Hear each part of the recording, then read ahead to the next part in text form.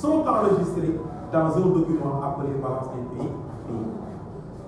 Est-ce que c'est bon? Donc voilà comment on le fait. Si vous remarquez bien, dans ma première phrase, j'ai mis même le contexte. Vous avez vu? Voilà le contexte. Donc vous n'avez pas le droit, dans un sujet d'analyse où on parle de balance des paiements, de me directement donner la définition. Tout pays est obligé d'échanger avec l'extérieur. Ces échanges sont enregistrés dans un document appelé balance des pays. Voilà.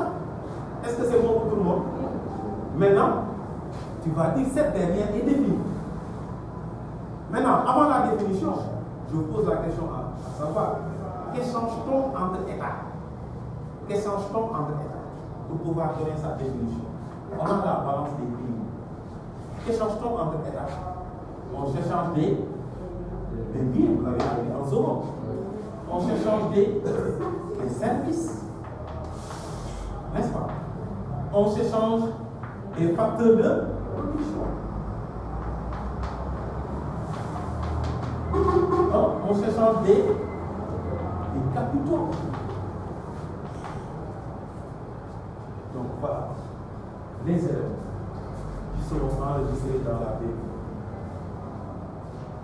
Regardez bien. En réalité, toutes les économies entretiennent des relations.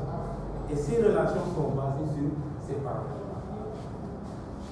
Quel que soit le niveau de développement, tu ne peux pas être excédentaire sur tous ces 4 paramètres-là. Donc tu es obligé de parfois demander ou bien offrir.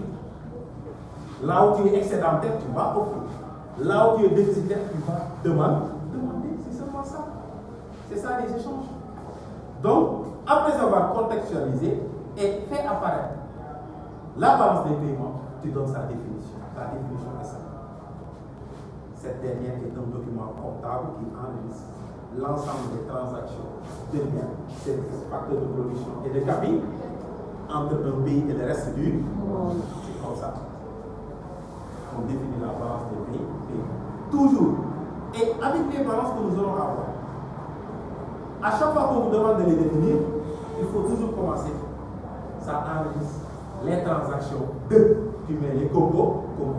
Après les composants, tu dis entre un pays et le reste du monde. C'est toujours comme ça. Ici, pour pouvoir définir, vous n'avez pas à factoriser, ne factoriser rien du tout. Il faut seulement comprendre. Comprendre c'est quoi? Pour définir une balance, il me faut seulement connaître ces composants. Si j'ai les différents composants, là je pourrais définir. Parce que toujours ça commence par quoi? Ça enregistre les transactions. Je mets toutes les composants. N'est-ce pas? Et après, je termine par entre un pays et le reste du monde. Le reste du monde, c'est extérieur, n'est-ce pas? C'est un secteur, le reste du monde. Constitué seulement de nos résidus. Est-ce que c'est bon pour tout le monde? Voilà. Maintenant, c'est ça la balance des pays. Cette balance-là est composée principalement de 2 parties. Il y a une troisième partie. N'est-ce pas? Au niveau du sens significatif, on va enlever cette troisième composante. Mais en réalité, on a 2 composantes. Bien, service, facteur de production, qu'on appelle la balance des opérations courantes. Celui-ci, c'est seulement la balance des opérations en capital. Voilà les 2 composantes de la balance des pays. La balance des paiements, en réalité, est composée principalement de la balance des opérations courantes et de la balance des opérations en capital. Est-ce que c'est clair? Maintenant, regardez bien. Là, on a des composantes matérielles et des composantes immatérielles. Est-ce que c'est bon? Ici, quand on parle de capitaux, on fait allusion aux investissements. Si c'est de l'argent, est-ce que c'est clair? Les capitaux.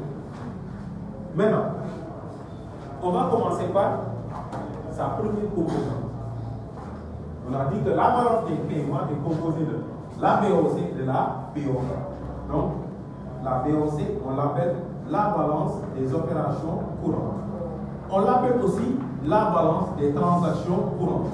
On l'appelle aussi la balance des paiements courants. Voilà. revoir.